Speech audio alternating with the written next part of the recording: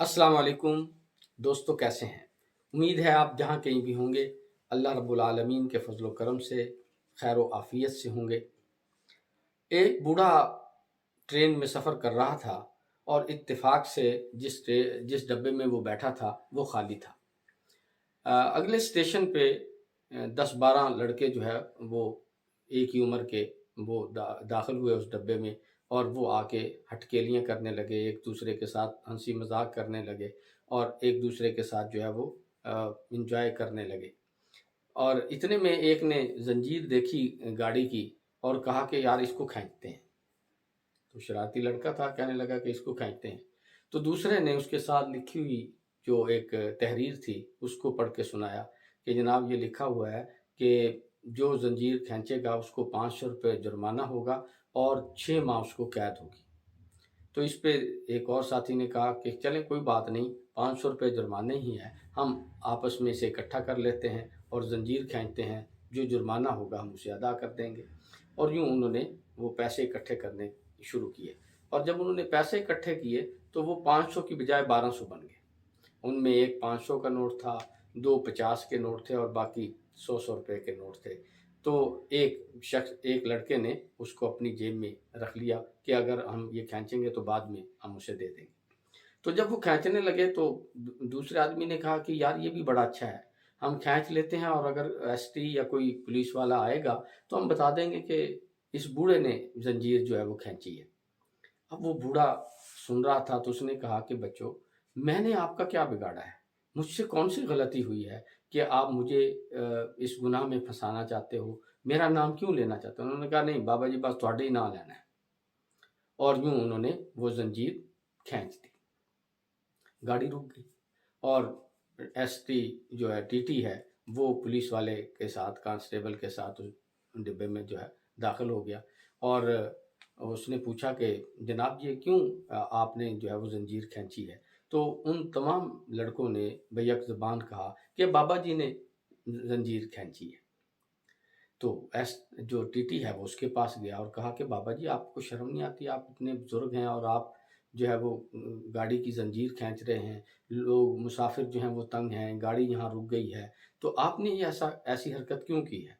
तो बाबा जी ने हाथ जोड़ दिया और कहा कि मुझसे ये जंजीर मैंने ही खींची है, लेकिन मैं बहुत मजबूर था, बहुत जो है वो मैं बेबस था, इसलिए मैंने जो है वो ये जंजीर खींची है। तो टीटी बोला कि आखिर ऐसी क्या मजबूरी थी जो आपने ये ज़ंजीर खींची? तो उसने कहा कि ये मेरे पास 1200 रुपए थे।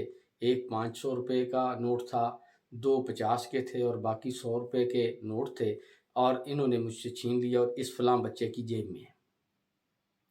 अब टीटी ने जो है वो पुलिस वाले से कहा कि इसकी तलाशी लें।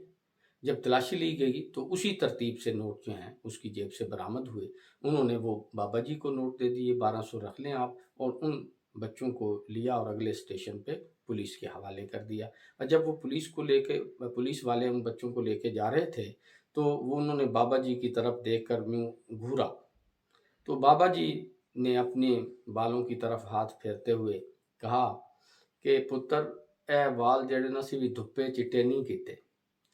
तो गोया बात तो ये एक वाक़या है बज़ाहिर और हमें एक सबक दे रहा है कि जनाब उन लड़कों ने अपनी चालाकी से, अपनी मक्कारी से उस बूढ़े को फांसने की कोशिश की, लेकिन अल्लाह रब्बुल आलमीन ने उनकी उस चालाकी को, उनकी उस मक्कारी को उन्हीं के ऊपर लुटा दिया। तो हमें ये सबक ये मिलता है कि हम भी बाज़ औक़ात अपनी चालाकी से, अपनी अयारी से दूसरों को फँसाने की कोशिश कर रहे होते हैं। दूसरों के लिए जो है वो गड्ढा खोदने की कोशिश कर रहे होते हैं और ये समझ रहे होते हैं कि हमारी अक़ल में, हमारी सलाहियतों में कोई सानी नहीं है और हम दूसरों के लिए जो है वो गड्ढे खोद रहे हैं, उनके लिए हर्डल्स जो है क्रिएट कर रहे हैं, उनके लिए रुकावटें जो हैं वो पैदा कर रहे हैं और ये भूल जाते हैं कि अल्लाह रब्बुल आलमीन तो हमारे तमाम मकरों को जानते हैं।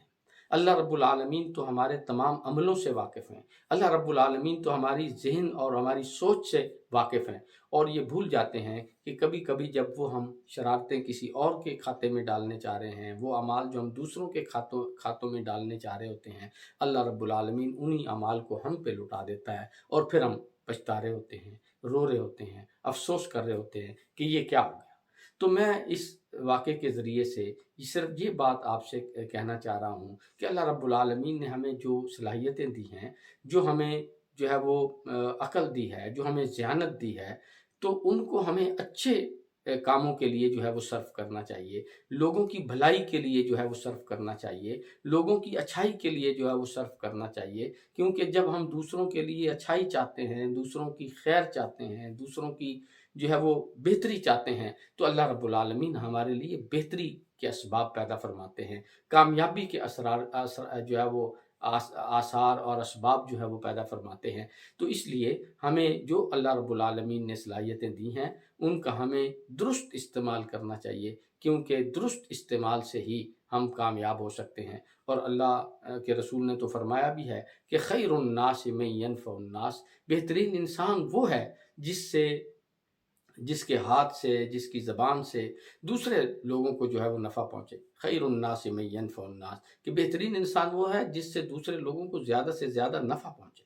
और एक जगह तो फरमाया कि मन सलमल मुस्लिमूना मिन लिसानिही व यदिही, कि वो आदमी मुसलमान नहीं हो सकता जिसके हाथ और ज़बान से दूसरे लोग जो हैं वो महफूज ना हों। तो गोया अल्लाह ने हमें ज़बान की सलाहियतें भी अता की हैं, ताकत के लिए हाथ की सलाहियतें भी अता की हैं, और इसी तरह हमें सोच और ज़हानत और अक़ल और चालाकी भी अता की है। अगर हम इसको दूसरों के नफ़े के लिए इस्तेमाल करेंगे तो अल्लाह ताला इसको बढ़ाएगा, इसके अंदर जो है वो और जो है तरक्की देगा। लेकिन अगर हम इसका गलत इस्तेमाल करेंगे तो फिर अल्लाह रब्बुल आलमीन हर किस्म की मक्कारी को समझने वाले हैं, फिर वो हमें किसी और जो है वो चुंगल के अंदर जो है वो फंसा देंगे। इसलिए हमें अपनी इन सलाहियतों का दुरुस्त इस्तेमाल करना चाहिए। अल्लाह रब्बुल आलमीन से दुआ है कि अल्लाह ताला हमारी सलाहियतों को मुस्बत बनाए, अच्छा बनाए, सालेह बनाए, दूसरों के लिए नफ़ा बख्श बनाए। इन्हीं अल्फाज के साथ आपसे इजाज़त चाहूँगा। अल्लाह हाफ़िज़।